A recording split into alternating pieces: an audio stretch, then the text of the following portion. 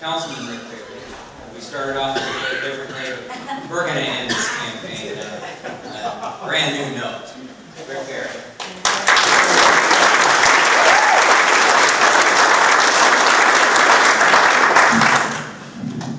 That's the way I like to do it. I'd like to start off by reading a couple quotes.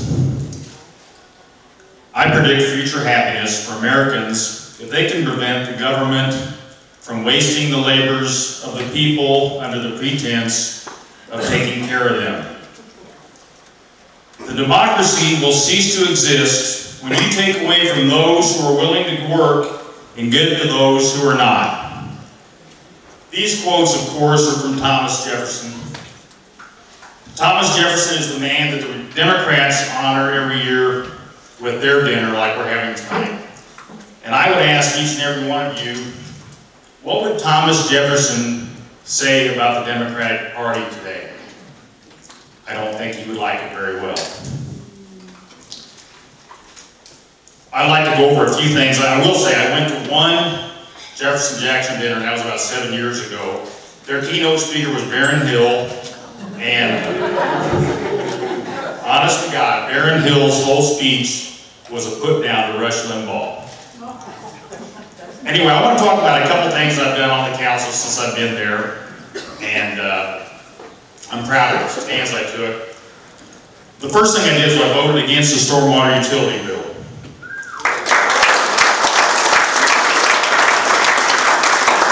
And obviously it wasn't so much the fee wasn't that much, but to me it was just one more step in the government taking control of everything we do. I tried to make that point, but it fell on deaf ears. I was even accused of not being for clean water. So there you go. I was outspoken on the council floor against stimulus spending.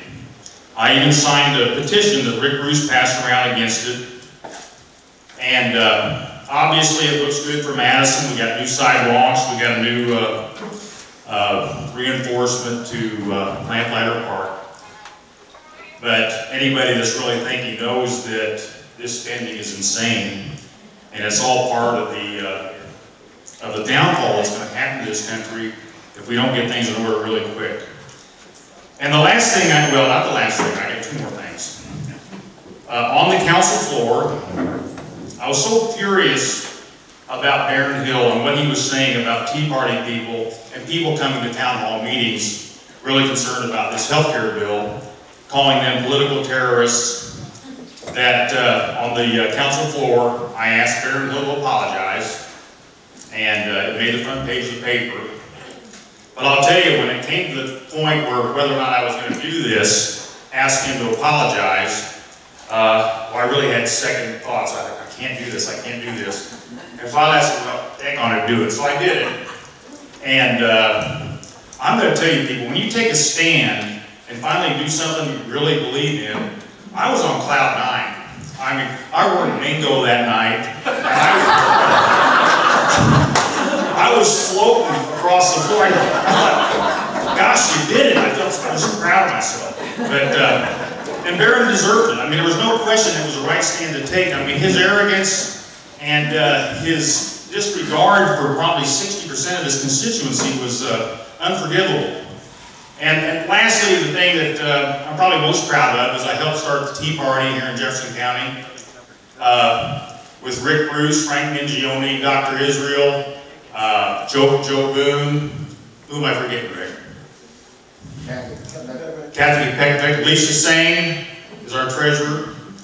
So hopefully we had an impact on Baron getting 54% to 39%. Not only was it a landslide, but it was the first time a Republican has won our county, I think, in 50 years. So anyway, if I get elected on the city council, I will continue to try to take a stand for the county and do the best I can. And this is emotional for me. It's really good to be here. This was not a revelation for me, a recent thing that happened. I've been a conservative for 20 years. But I just didn't think, being on the council, that it would matter whether I was a Democrat or Republican. And things come up, and they worked out the way they did. Really glad to be here. Thanks.